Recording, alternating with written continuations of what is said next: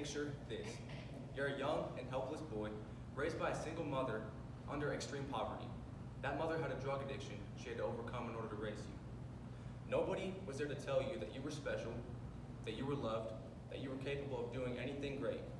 The odds were definitely stacked against you, and all the negatives were making it seem impossible to become successful. Despite all of those odds, you decide to fight. You decide to fight for what you want to do in life, and you decide to conquer the world.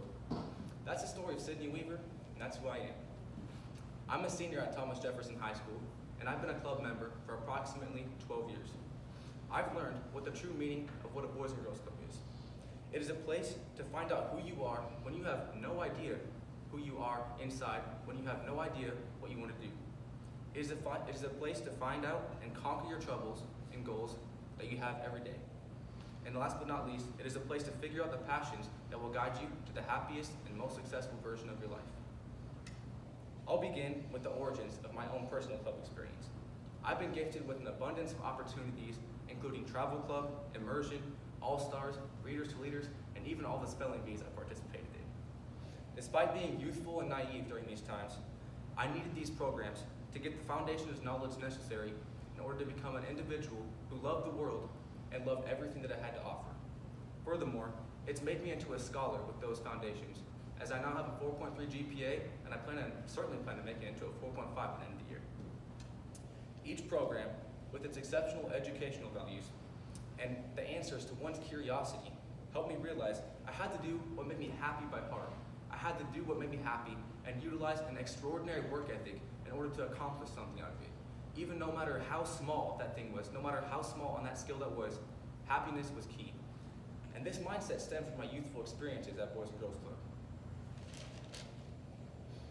I'm not a sappy person, not at all, but I would say that I have been born into extreme poverty.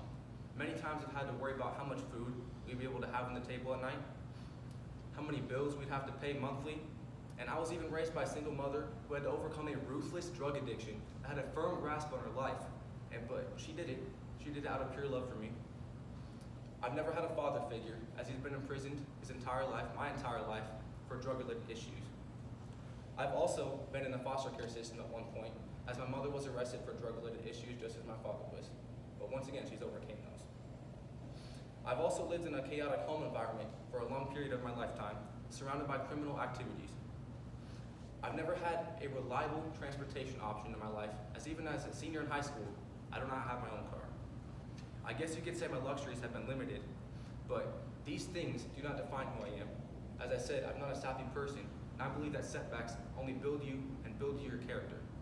These things have built me into the true warrior I am today, a man with substantial goals and limits, a man who wants to influence everyone across the world to become the best possible version of themselves and to chase their own happiness, and also a man who wants to make and will make a difference in the lives of those around them that have their own set of disadvantages, that have their own people telling them that they can't reach something. Nelson Mandela once said that there is no passion to be found in playing small, than settling for a life that is less than the one that you're capable of living. This leads me into my own goals. I will be a cinematic YouTuber and videographer who creates content to inspire millions. I will be a big-time entrepreneur that creates clothing that sympathizes with the lives of customers. I will be a politician who puts love from the heart, at the core of debate regarding mankind. And last but not least, I will be going to college to pursue a career major in either political science or philosophy. As you can tell, I'm very passionate about those things. I've learned over these years that you have to dedicate late night hours, early morning hours, in order to achieve something like these. You have to push yourself to your mental capacity, push yourself to your limits, because everyone that doubts you, you have to prove them wrong. You have to find your own personal definition of what happiness is and what success is, no matter what perspective it is, and that varies depending on what type of person you are. In the near future, I see myself influencing the world positively to show that no matter where you come from, the color of your skin, the background that you have, no matter who or what tells you you can't reach this level, you can't reach this level of greatness, no matter who is holding you back, that you can. You can make a difference in the world. You can achieve your wildest dreams with an extraordinary work ethic, a passion for what you are doing, and the will to keep moving forward when things are tough. With that being said, you Youth of the Year would be vital to my success, as it would provide me with essential money for college, as I certainly can't pay for it as of now. And also, it will reward me with the highest honor a club member can receive, something that would give me greatness, and greatness is a feeling. Also, it would make me look exceptionally well on my resumes, allowing me to prosper in the upcoming years. Before I end, I want you all to take this speech to heart, as I truly mean everything I say, and I tell this to my family and friends on the daily. We are all capable of finding light when the only thing around us is darkness. Thank you.